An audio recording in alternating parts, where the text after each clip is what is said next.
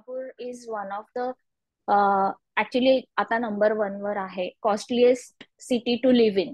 Husband wife दोघांनीही पैसे कमवणं आणि घर चालवणं गरजेचं आहे.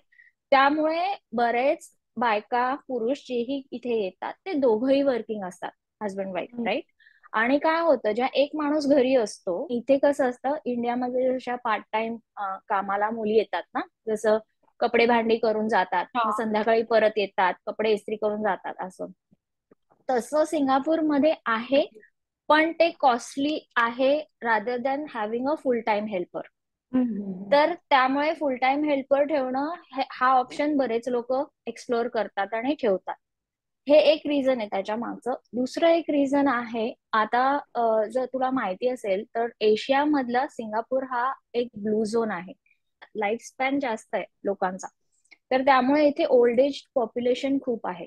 आणि त्यामुळे काय होतं, त्यांना त्यांची देखभाल करण्याकरता, त्यांचं लक्ष ठेवण्याकरता लोकांना हेल्पर्स हवेत, राईट. तर जेव्हा माझ्याकडे पहिल्यांदा कोणी हेल्पर नव्हती, जेव्हा मला मुलगा झाला त्यानंतर आम्ही एक हेल्पर घेतली. आणि तिची जी प्रोसेस असते ती मला, म्हणजे तिचा विजा कसा अप्लाय केला जातो किंवा कसं आणलं जातं त्यांना इथे, हे सगळं एका बाजूनी मला कळलं as a employer, because I was her employer, right. तर ते मला कळलं आणि मला तिचा खूप फायदा व्हायला लागला घरातल्या कामांमध्ये वगैरे. आणि त्यामुळे मला अजून एक्स्ट्रा फ्री टाइम मिळायला लागला. मग मला असं वाटलं की आपण ह्या वस्तूला एक्सप्लोअर करूया. कारण की इथे कसं असतं की जेव्हा त्या मुलींना किंवा कोणीही वर्कर्स असतील, आता आम्ही कन्स्ट्रक्शन वर्कर्स, नर्सेस, सगळ्याच वस्तू करतो. Domestic helper is one part of it. तर मग त्यांची प्रोसेस कशी आहे की त्यांना विजा अप्रूव्ह झाल्यानंतरच we have to bring them in to Singapore. त्यांना आधीपासून इथे आणून बसवलं नाही जात जॉब शोधण्याकरता. तर म्हणून एक सोपा हे मला वाटलं की याच्यामध्ये जसं ग्रोसरीचं शॉप काढलं असतं किंवा इम्पोर्ट एक्सपोर्ट, याच्यामध्ये आधी तुम्हाला कच्चा माल आणावा लागतो किंवा तुमचे प्रॉडक्ट्स आणावे लागतात, स्टॉक ठेवावा लागतो. हा. आणि नंतर तुम्हाला त्याला सेल व्हायची वाट बघावी लागते, बरोबर. इफ आता तुमचं खूपच छान नशीब असेल, पटापट सेल झालं, तर ते इन अँड आउट तुमचा तो ओघ चालला राहतो. पण इन्व्हेस्टमेंटच आहे शेवटी ती, बरोबर. तर म्हणून मला असं वाटलं की लेट मी एक्सप्लोअर दिस ऑप्शन. आणि मग मी थोडीशी त्याच्याकरता माहिती गोळा करायला सुरुवात केली दुपारच्या वेळी, जेव्हा मला फ्री टाइम असायचा. आणि मग मला कळलं की ह्याच्याकरता मला एक्झाम द्यायला लागणार आहे. आणखीन त्यानंतर लायसन्स अप्लाय करायला लागेल. तर त्या एक्झाम मध्ये 2 ऑप्शन्स असतात. एक की तुम्हाला स्वतःला लायसन्स घ्यायचंय तुमच्या नावावरती, आणि दुसरं असतं की you want to work in an employment agency as a staff. ठीक आहे. तर मी जे घेतलं, जी एक्झाम मी द्यायचं ठरवलं, दॅट वॉज अ की अपॉइंटमेंट होल्डर त्याला म्हणतात. त्याचं टायटल सर्टिफिकेट ऑफ एम्प्लॉयमेंट इंटरमिडिएरीज की अपॉइंटमेंट होल्डर. ओके. तर तो कोर्स मी केला आणि ती एक्झाम दिली. आता मला आधी असं माहिती होतं की ह्याचा रिझल्ट लाईक 1 to 2% लोक पास होतात.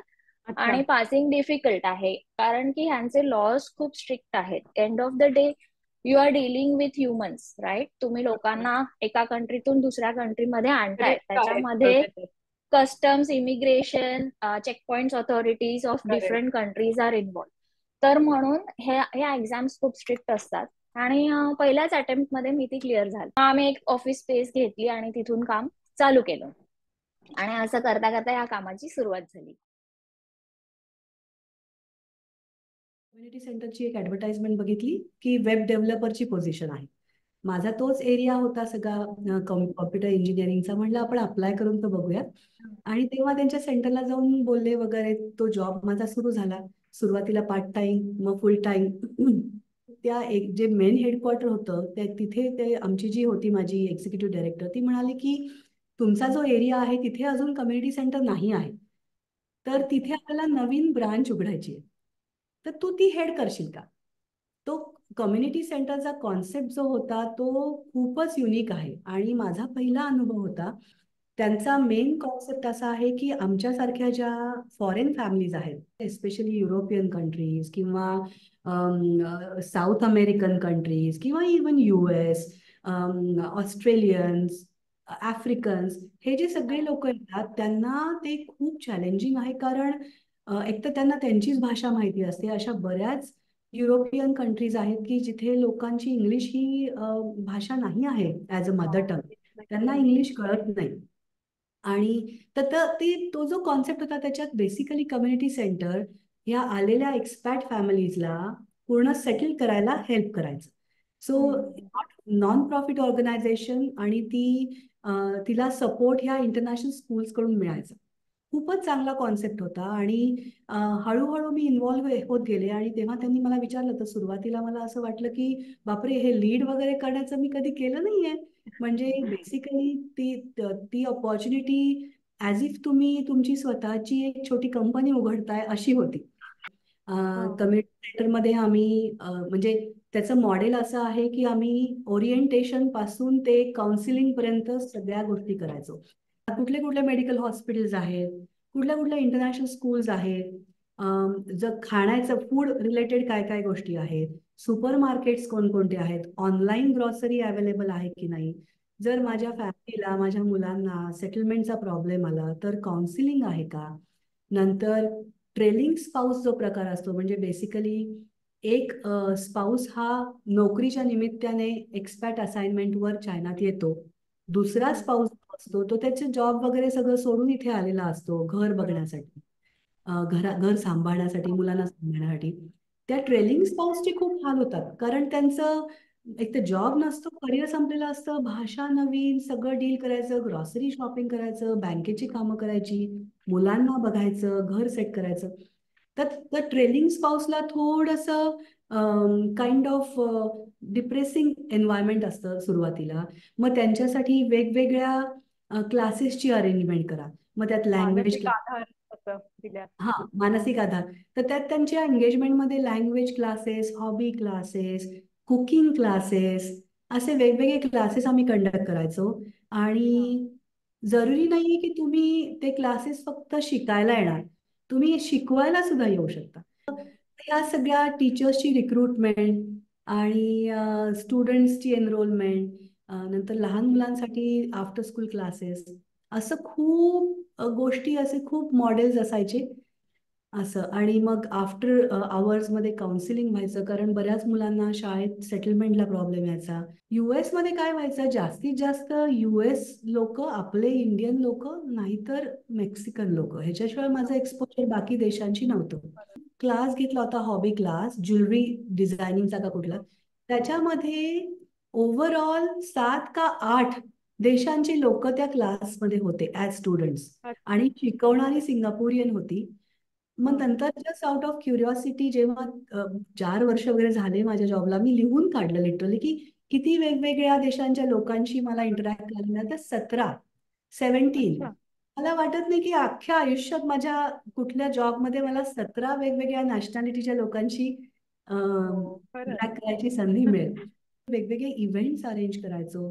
बऱ्याचशा माझ्या मैत्रिणी, इंडियन आणि नॉन इंडियन मैत्रिणी, छोटे छोटे बिझनेसेस करायच्या. जसं स्वतःचे दागिने तयार करणं. माझी मैत्रीण आहे, मी तुला सांगितलं अगदी जवळची, ती मोझॅकचे पीसेस तयार करायची. नंतर कपड्याचं कोणी कोणी एक्सपोर्टिंग करायचं.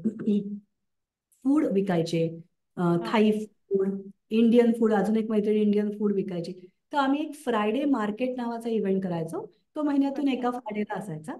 आणि तेव्हा बाकी लोकांनी येऊन त्यांचं ते घेऊ शकतात विकत असं. तर ते छोट्या छोट्या वेंडर्सला आम्ही प्लॅटफॉर्म द्यायचो, आंतरप्रिन्युअर्सला. तो एक अनुभव चांगला होता. बाकी पण बायकांना मी बघितलं तिथे की आयुष्यात तुम्हाला आतापर्यंत तुमची कुठली तरी हॉबी असेल किंवा तुमची अशी क्वालिटी असेल जे करायला तुम्हाला कधी वेळच नाही मिळाला किंवा संधी नाही मिळाली, तर कम्युनिटी सेंटरमध्ये आलेल्या बायकांना ती संधी मिळायची. की त्यांना, जसं मला ना खूपच इच्छा होती की मला थाई फूड शिकायचं होतं, किंवा माझी एक इच्छा राहून गेली होती की मला आर्ट क्लास करायचा होता, मला पेंटिंग शिकायचं होतं, मला स्केचिंग शिकायचं होतं. तर अशा खूप बायका आल्या की त्यांनी म्हटलं कदाचित आम्ही जेव्हा परत जाऊ आमच्या देशात, आम्हाला हा वेळ कधीच नाही मिळणार, त्याच्यामुळे हा वेळ आम्ही त्याच्यासाठी म्हणून वापरू, असं त्यांचं ते मत होतं. आणि खूपच छान वाटायचं हे सगळं त्यांचा फीडबॅक ऐकून. तर म्हणून कम्युनिटी सेंटरची जी शाखा आम्ही आमच्या एरियात उघडली होती ती खूप जास्ती पॉप्युलर झाली. म्हणजे आम्ही एक का दोन टीचर्स पासून सुरू केलं होतं आणि जोपर्यंत मी तिथे काम करत होते आमच्याकडे 50 ते 60 टीचर्स होते. बापरे. अच्छा. आणि ते विदिन 3-4 वर्षामध्ये. आणि फ्रॉम 0 to 50 असं. हा तर स्टुडंट्स तर तू बघशील की प्रत्येक क्लासमध्ये 4-5 स्टुडंट्स जरी म्हणलेस तू आणि अशा वेगवेगळ्या बॅचेस असायच्या. Right. असे स्टुडंट्स पण खूप वाढले. म्हणजे लोकांना त्याची गरज होती, कम्युनिटी सेंटर उघडायची गरज होती. मग एकदा हे सेंटर सेटल झालं की मग दुसऱ्या सेंटरला हा अनुभव शेअर केला म्हणून दुसरं सेंटर पण लीड केलं. तर तो 2 centre leading was quite overwhelming. तो अनुभव दांडगा होता पण त्याच्यासाठी कमिटमेंट पण तितकी बरोबर. दांडगी ठेवावी लागायची. असं झालं.